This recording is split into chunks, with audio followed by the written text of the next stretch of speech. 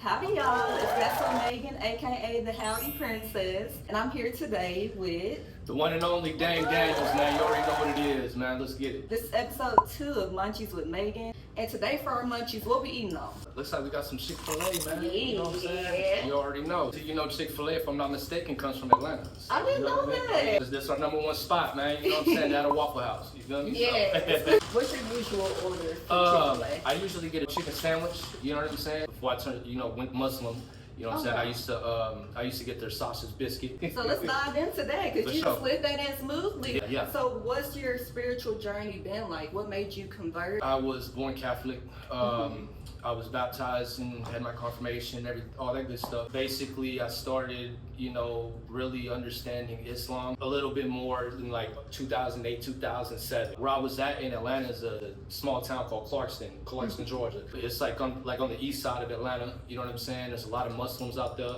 You know what I mean? I just was around them a lot, and I just started asking questions. Understanding what mosque is, and the pillars, and what is the Quran, and praying 5 times a day, and all that other stuff. You know what I'm saying? Real discipline, in that religion. So I just decided to take my shahada when I was in Arizona in 2021. That's when I left, and I got to Arkansas in the end of 2021. So. That's beautiful. But let's jump to the big thing here, the elephant in the room, right? Mr. Dame Daniels, the one and only. Yeah. What do you do? I rap. How did you get into that? I'm originally from California. I was just basically a product of my environment. I was born to a mother who lives with mental retardation. She basically did not really she wasn't born with it. You know what I'm saying? Make a long story short, she's been living with it. My father was a drug addict, but my mother, she actually abandoned me when I was about 7 weeks. She left me with a social worker in Salinas, California, and she ended up moving to Sacramento, and she stayed there for like 30-something years, and then I didn't get to meet my mother till I was about 35. I actually got influence from being a product of my environment. Where I'm from in California is very gang infested. It's no different than Little Rock, you know what I'm saying? The only difference is that, we had a lot of north and south with the Hispanic gang. I was around that for quite some time, up until I was about 16, 17, and then that's when I just, had the opportunity to just go to Atlanta. I started out just randomly listening to music. Just one day I started listening to Snoop when he first came out, Tupac when he was still alive, Biggie. I was listening to a lot of Northern California music as well, you know what I mean? Mac Dre, The Jack, Spice One. I was listening to this artist that, is finally starting to get his flowers. His name's Woody.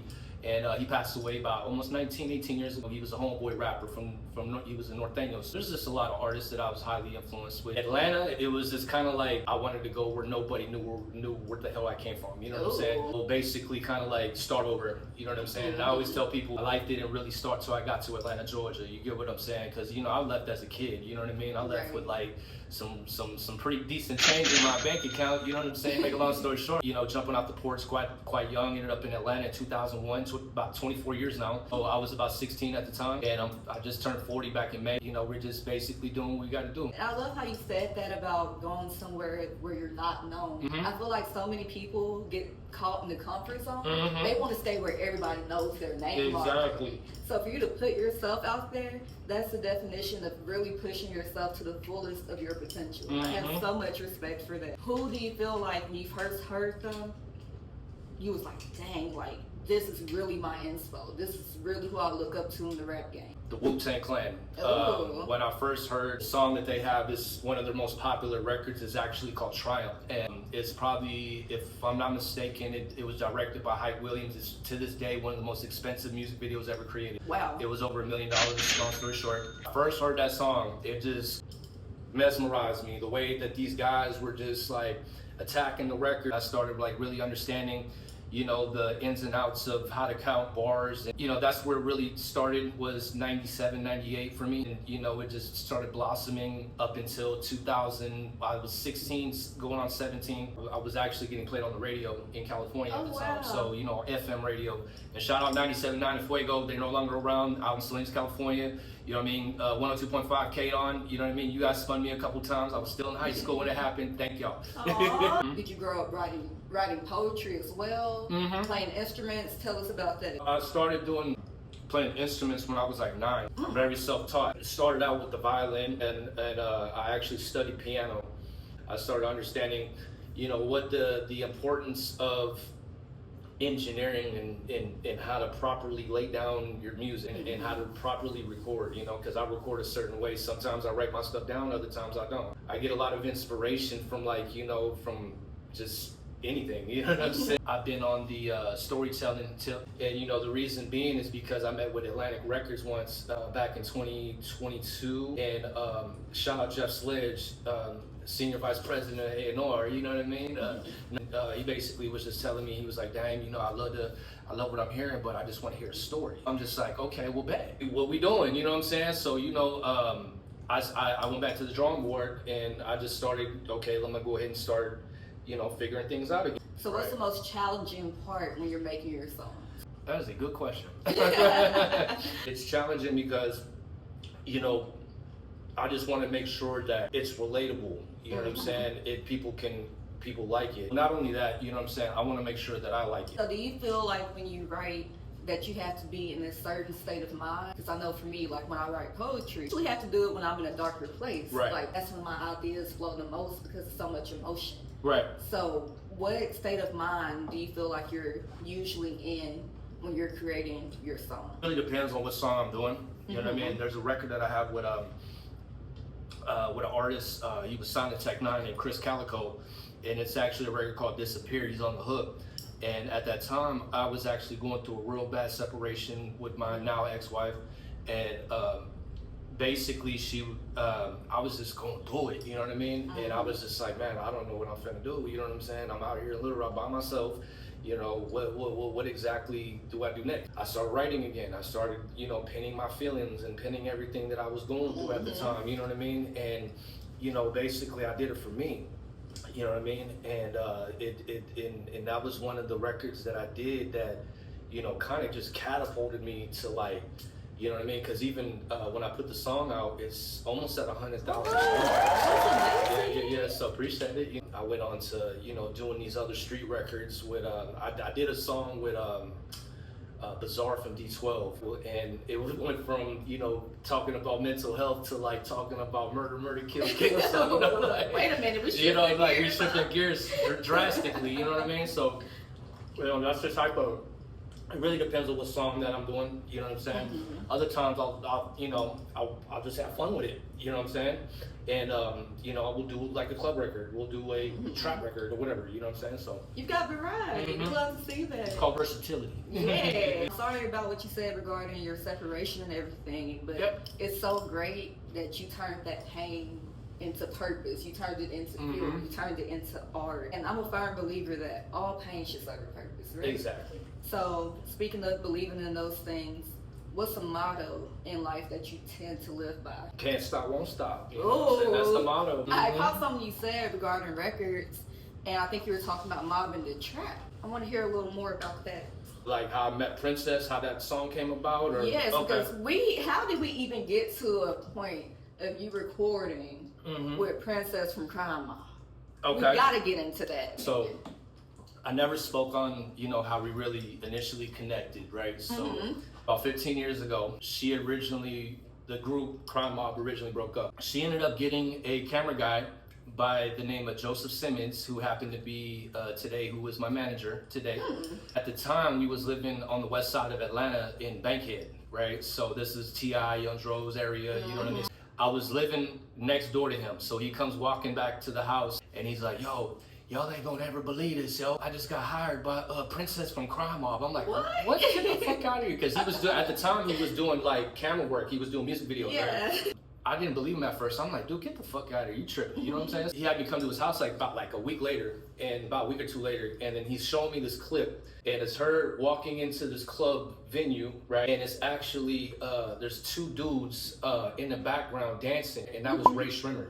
That was Slim Jimmy and Sway Lee. Like, what the hell is going on here? You know what I'm saying? So the whole time from like 2010 all the way up until 2015, you know, Joseph and Princess, they, you know, just, just locking in, you know what I mean? Just kind of just creating a really good working relationship, professional relationship at that.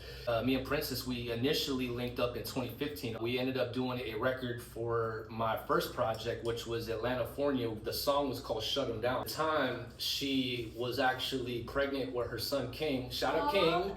Shout out King. She ended up doing the song with me while she was pregnant with him, and the song actually ended up on the top 200 on Urban Radio on Billboard chart. But anyways, Mobbing the Trap, that came about 2021. We were actually first we were doing a song with Ray J, right? Oh, and, wow. Yeah. So this is a whole completely different song that we were doing. His manager, we all know who his manager is. So his manager or his team or whoever is dealing with him decided to stop answering our calls. So we just said, all right, the hell with it. We're gonna go ahead and go back to the drawing board. My manager Joseph, he was like, yo, do you want to do another song, Princess? I was like, yeah, let's roll. I ended up going and recording the verse, and I did like 64 bars. Like, no cap. Like, I did like 64 bars. Like, I was just going like completely insane. You know what I mean? And I was just taking it out on the mic. Like, I was just going hard, and I was just like, man, do I keep going? You know what I'm saying? I was like, fuck. I told my engineer at the time, King, I was like, yo, run it, bro. You know what I'm saying? And we're just gonna pitch in. The verse that you guys heard actually is the official finished product that I recorded here at D-Dirt Studio. So, that was pretty dope. My uncle, you know what I'm saying, passed away. You know what I'm saying? During the shoot of the video, we still got through it. You know what I'm saying? And even to this day, you know what I mean?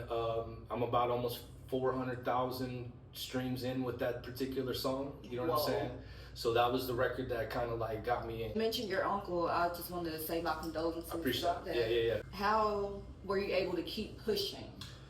I just looked at it like, my uncle, this is something that he would have wanted, you know what I mean? And the fact is that, I didn't really have the opportunity to meet my uncle. And then, 3 months after my uncle passed, my father, he ended up passing away from a drug overdose. Just kept it to myself, you know what I mean? Because I needed to figure out how I was going to grieve. These are two people that I never really met a day in my life, you know what I'm saying? I came back around when I was actually reunited with my family, because I always look at music as like a therapeutic for me. It is. You know it's an outlet. Oh, absolutely. Absolutely. And I'm so glad you said that about therapy. I feel like mental health is such a taboo subject for some people. I'm like, no, what's taboo is not talking about it. Right. But yeah, I can't imagine how hard those two losses, basically back to back, were. Like, you didn't have time to process your uncle before your dad passes. Mind you, I'm 40 now, so the thing is that, I'm the long lost family member. Didn't have that chance to really have a connection with my father because my father was too gone off drugs. His drug of choice was crack.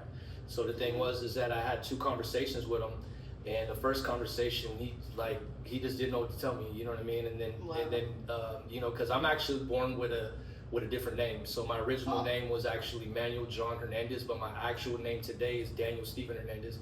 So the thing is that my dad, he didn't call me by my name I go by now. He actually was calling me Manuel, and he was like, yeah, you don't look like a Daniel, you look like Manuel to me. I was like, cool, whatever, I'm Manuel. I started initially, trying to figure out more about him, you know what I'm saying? I kind of figured it was kind of a lost cause, I guess you can say, and that's not to be disrespectful to my dad, right? But he was just so far gone on drugs, and I just came too late, I guess you can say, because he was going in and out of jail, he was going in and out of hotel rooms, he's panhandling, he's this, he's that, and I'm just, I don't know what to do with you, bro. You know what I'm saying? Right. And then my uncle, when I started talking to him, he was already going through it. So I'm already coming into a broken situation. You know what I'm saying? So, I'm just sitting here trying to figure out, like, how do I be there to support these two? You know what I'm saying? Like, I'm 32. They missed out 32 years of my life. You know what I'm saying? So it is a real difficult situation, but at the same time, it was just something. It was a humbling experience, I guess you can say. Backtrack to what you said regarding working with Princess. Who else have you worked with that was like, whoa? And when I started working with Maybach Music and the Evans administration, I started working with them probably going on a year now. And, oh wow! And basically it initially started through Richie Evans, and originally Richie Evans, he actually was signed to the game. Oh, you know what I'm saying? So like, damn, why me? You know what I'm saying? Like, oh shit. Why you know? not you? Right. So you know, like that's what I was thinking at first. Right. I was already talking to Atlantic. I was already going to set up a meeting with Capitol Records, and we were actually gonna kind of, because I already have distribution with Empire. So the thing is that, you know, I was gonna kind of double back and try to see if Ghazi was willing to kind of like renegotiate. He comes to me with this situation, and I'm just like, bro, run it. You know what I'm saying? So there's going to be a Mob and the Trap remix that we're going to be wrapping up. It is done. The vocals are laid down, all that good stuff. The tags are on there, all that good stuff. You know, it's actually gonna be with me, Princess, and it's gonna be with Young Dro. Oh my goodness. So you know, that's something I'm really looking forward to. It's booming in so many ways. Right. When you were younger, like, what did you see yourself being? I didn't see myself being alive this this, you know what I'm saying? Because, you know, like, I've lived on the streets, you know what I'm saying, for 7.5 years, you know what I mean? And this is Atlanta, you know what I mean? I was on the east side. That's why, you know, like, I always rep the east side, even though I'm from Cali, you know what I mean? Because that's where I got my stripes at. Now I'm working with MMG. Look at this. You know what I'm saying? If this don't give y'all motivation, I don't know what will. Like, and you know, it's crazy that you say that too. You know, this shirt right here, the Who the Fuck is Dang Daniels joint. Yeah. We actually put this out back in March, and it was actually through the Rap Arena that is co-owned by Rick Ross, and shout out Matty Ice, doing a phenomenal job out in Las Vegas, man. You know what I'm saying? But we ended up dropping these joints back in March. You know what I mean? We're definitely gonna relaunch. You know what I mean? So you already know. We got the Militia Mob ones, we got the Certified ones, we got the Who the Fuck is Dame Daniels ones. We got some more joints coming out. So there's just a lot of pieces that, you know, like, I'm big on merch anyways. You know what I mean? You know, that's something that you know, that I was really blessed to even be doing is working with how I'm working with Ross. You know, outside of the music thing too. You know, is he, you know, he just caught wind of me, and, you know, it's just like, I'm even tripping out, like, damn, this dude knows what Ross knows what I am. Like you still got a process. You know what I'm saying? Right. I actually got him in the studio twice. Oh my goodness. Yeah, me and Richie did. So we're actually working on a compilation album with TDA and MMG. So the thing is that, you know, that's what I've been recording for. That's what I've been knocking out. There are some pretty big features, you know, a couple. So I do. Yeah. So when it comes to music, I know some people are like the first in their family to really do that. Right. But do you have people in your family who are already on that ship? Like established and stuff? Yes. Yeah. I'm actually, my cousin is actually Richie Valens, and if you guys don't know who Richie Valens is, he's the rock legend behind La Bamba, Donna, Let's Stay Together, and a lot of classic records, you know what I'm saying? Yeah. And I always be joking around, you know what I mean? My cousin, he was actually the first Drake, the first heartthrob, you know what I mean? Because he was around during the 50s, you know what I mean? And plus he was a kid, he was 17, you know what I'm saying? So the way that I found out about him being my family is the day that I found my sisters, you know what I'm saying? And my mother. And I found my mother 5 years ago, and my sister same day. It was August 17th, 2020. And it started out with a DNA test. You know what I'm saying? Yes, so how did we get there? Exactly. So like my wife at the time, she actually was the one who convinced me to do it. So I was like, I don't know if I want to do it. You know what I'm saying? So what happened was I took it. Long story short, we ended up getting back in contact with each other, and then my older sister Jessica, she's about 14 months older than me, and you know, I knew about her since I was about 10. So you know, this is kind of like, oh my God, this is surreal. You know what I'm saying? Whatever. So she actually told me, she was like, you know who we cousins with, right? I'm like, nah. She's like, we cousins with Richie Valens. I'm like, nah, for real? Like what? And it's crazy because, you know, now that I think about it, just, you know, for the most part, you know, I always look at it like, it's kind of like the legacy he has, you know what I'm saying? Because for one, he passed away in 1958. Oh, wow. You get what I'm saying? So, you know, people that don't know the history of him, you know, he died in a plane crash, age 17, with the, was it the Big Bopper and a couple others? Oh my. And it was, you know, he had a whole biopic movie that's, I believe, is on Netflix or Hulu, one of them two. And it's called La Bamba. It's, the guy who, the actor who portrayed my cousin was Lou Diamond Phillips. And I believe it was out because I remember watching the movie when I was a kid. You know what I mean? But from my understanding, Sony Pictures is going to be remaking the movie to Richie Valens. So that is so interesting. Yeah. So he's my cousin. So the way he's related to me is his grandmother and my great grandmother are sisters. Oh, so wow. I actually come from the Corona family, which I believe, I want to say his mom's side. I could be wrong. You fans, please correct us. I could be wrong. Let us know. Right. So I'm trying to figure all this out too. So anyways, yeah, my great grandmother, her name was Candilada Corona, right? And she's also, like I said, she was sisters with his grandmother, and then that makes me his third cousin.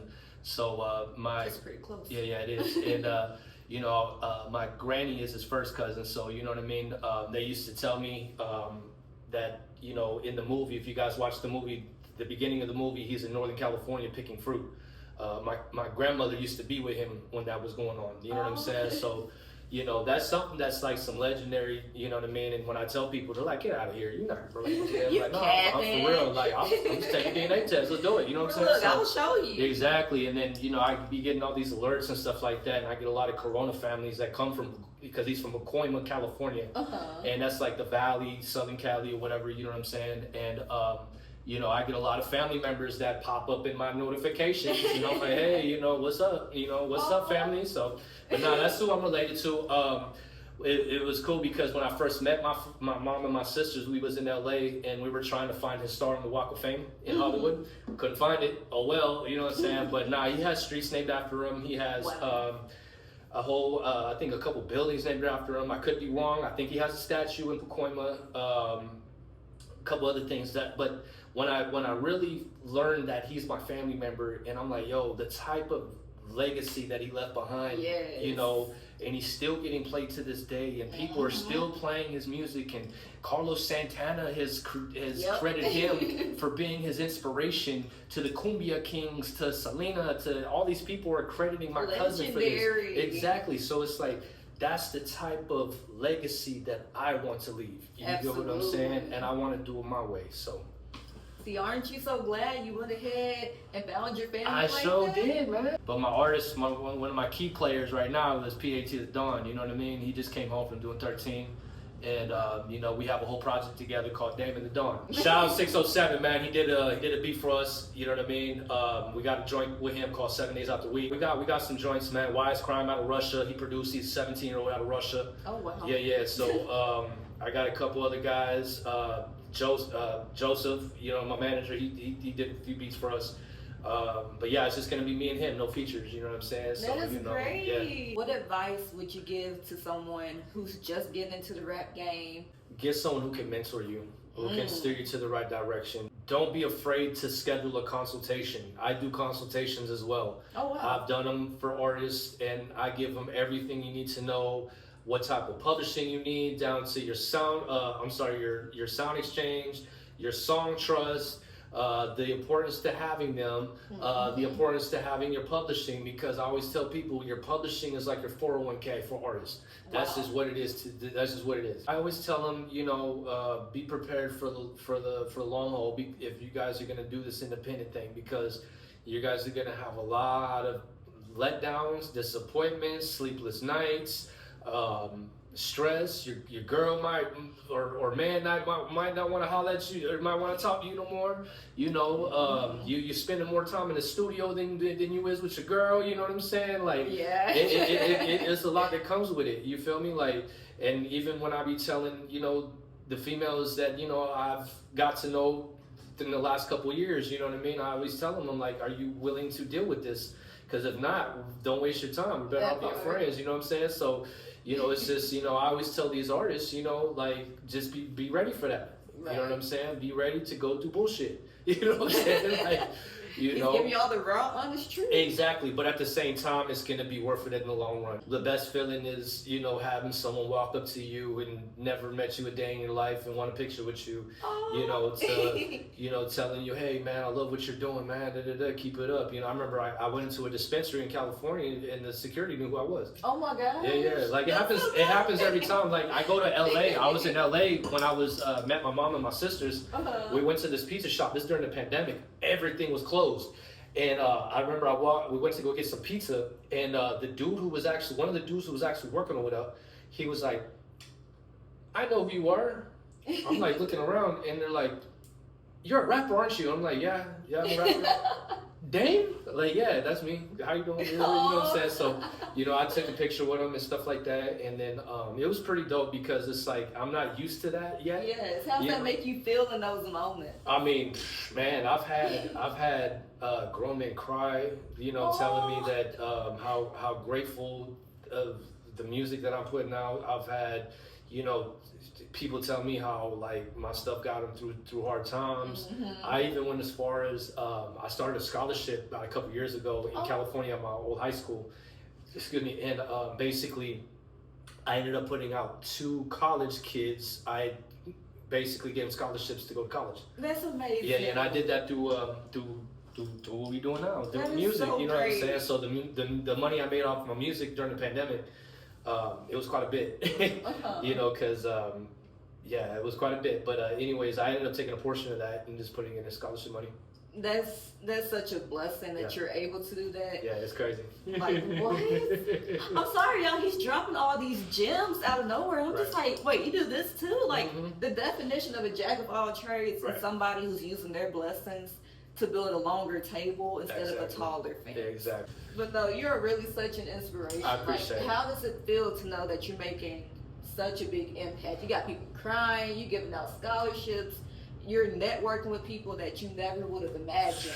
Man, this is surreal. You know what I mean? This is surreal. Like, because I remember all them days that, you know, I was homeless and I was outside homeless. I'm not talking about going from house to house. Like, no, outside. Like, I'm literally like sleeping outside and there's possums walking across the street. You know what I mean? Goodness. So, you know, it was crazy that like I went from that to, you know, man, like it's just like, that always goes through my head, like, yo, don't ever go through that again. You know what I'm saying? So, you know, that's what really drives me, and it really just makes me so aggressive. And because my story alone is just uplifting to people. Yes, and then, absolutely. you know, like I even go and I've spoken to kids about it.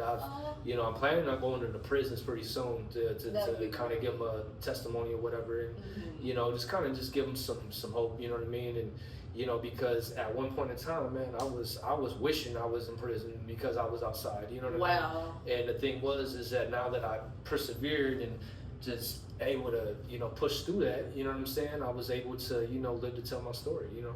That is amazing. Appreciate it. And during those nights when you were really outside, I cannot imagine that. What kept you going? Like now it's easy to say, oh, I'm going now. All this stuff is going for me. How did you stay motivated to keep chasing your dreams? My son. When you had nothing. My Your son. Yeah, my son. You know, it was like, I felt like, you know, I'm all he got. You know what I'm saying? Even though he has a family, you know what I mean? I'm like, yo, I'm the guy who needs to make it happen. You know what I'm saying? Right. You know, because when he was born, he was in and out of shelters a lot. And the thing is that I'm like, man, I cannot have my son live like this. You know what I mean? And it's crazy because it's like, you know, now that, you know, he's doing what he's doing, you know, and he's in college, he has jobs and, you know, he's doing his thing, you know what I mean? And I'm just like, man, I'm grateful that I got him out that situation, you know what I mean? And taking those risks and making those sacrifices that I got to do just to, you know, because, you know, at the end of the day, I'm mom and dad right now, you know what I'm saying? So, you know, roles. Exactly. So, you know, I just got to do what I got to do while maintaining doing this. Right. So. You're juggling it very well. Right. I appreciate it. I appreciate it. But thank you for all the advice, all the doubt. gems you drop in. Appreciate it.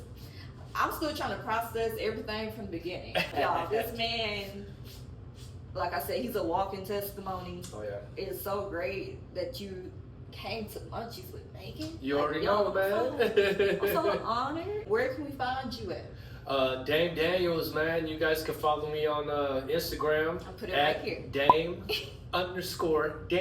And you guys Google me. Y'all You bet. know, I will pop up. And shout out to everybody, man, you know, that's tapped in, man. Shout out to you, Miss Megan. You know what I mean? Thank you. And, you know, I love what you're doing, you know, the new platform and all that good Thank stuff. You know what I'm you. saying? I just had to make sure, you know, that, you know, I give you your flowers. You know what I'm Aw. saying? So, you know, keep doing your thing, man. Keep up the good work for real. Oh, I really You know what I'm saying? appreciate No it. doubt, no doubt. It's been so great having you on here. It's all good. I feel like we'll work together on something again. Oh, you who already knows? know. Like, You already I love know. to keep connections with anybody I do something with. This it's the first time, but it's not the last time. You already know. But yes, y'all, this is episode 2 of Munchies with Megan with.